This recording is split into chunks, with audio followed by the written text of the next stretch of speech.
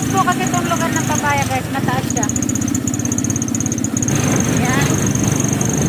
Maliwanag lang talaga siya pag mayroong mga bahay na maliliwanag. Malayo. Hindi malayo po yung aming tira. Ayan guys. Mataas na po ng mataas dito yung lupa na to ng papaya.